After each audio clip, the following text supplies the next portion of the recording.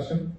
దాంతో పాటుగా మీకు పార్కింగ్ ఏరియాస్ ప్రిస్క్రైబ్ చేయడం జరిగింది. డెసిగ్నేటెడ్ పార్కింగ్ ప్లేస్ ఉంటాయి, వాటికి సంబంధించి కూడా సైన్ బోర్డ్స్ ఏరియాది అండ్ దానికి సంబంధించి ట్రాఫిక్ డీసీపీ గారు ఈ ట్రాఫిక్ ఆంక్షలు, అదేవిధంగా పార్కింగ్ ప్లేసెస్ ఏమిటి ఎక్కించి రావాలి, ఏ గేట్ వాళ్ళు ఎక్కించి రావాలి అని కూడా వివరిస్తారు.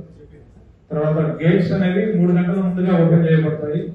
కాబట్టి కొద్దిగా ముందు ప్రేక్షకులందరికీ మా సూచన ఏంటంటే కొద్దిగా ముందుగానే వచ్చి మీ సీట్లలో కూర్చుంటే last minute rush and last minute detentions avoid చేసుకోవచ్చు. తర్వాత అంబులెన్సెస్, ఒక 5 ambulances will be kept for any emergency. 4 fire engines will be kept. And vendors and hackers వీళ్ళందరూ కూడా స్టేడియం చుట్టూ ఉండి పబ్లిక్ ప్యాథవేలు వాళ్ళు అబ్స్ట్రక్ట్ చేయకుండా ప్రికాషన్స్ తీసుకుంటున్నాము. దాంతో పాటుగా బ్లాక్ టికెట్స్ మీద కూడా స్పెషల్ గా దృష్టి సారిస్తున్నాము మా సిపి గారు ఆదేశాల మేరకు.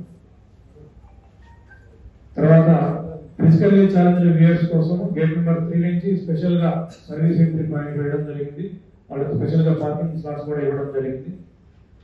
తర్వాత మెట్రో ఒక 1 అవర్ పాటు అడిషనల్ గా ప్రతి సంవత్సరం నడుపుతూ ఉంటారు, ఈ సంవత్సరం నడుపుతారు. కాబట్టి ప్రేక్షకులందరికీ మా యొక్క సూచన ఏంటంటే వీలైనంత వరకు పబ్లిక్ ట్రాన్స్పోర్ట్ ని వాడుకొని స్టేడియం చేరుకోవడానికి ప్రయత్నించండి. దానివల్ల పార్కింగ్ చేసే టైము, తర్వాత ట్రాఫిక్ మీకు కూడా ఇబ్బంది లేకుండా ఉంటుంది.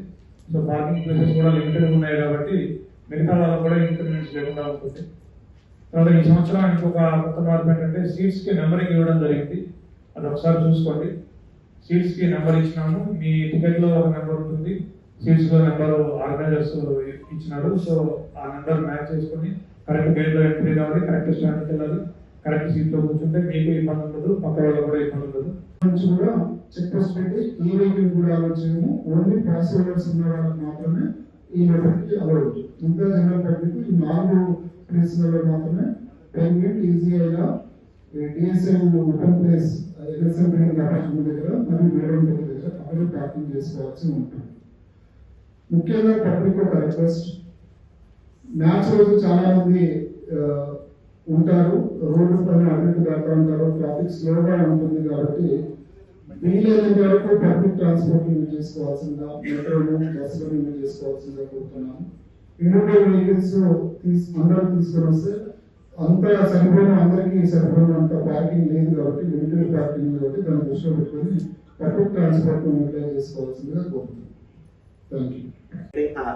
Which is District by Zomato, who's the ticketing partner of Sunrisers Hyderabad for this season of IPL.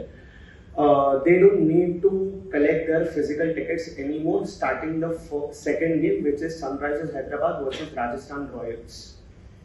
What will happen when the customers will buy the ticket will be visible in the profile section of the district app.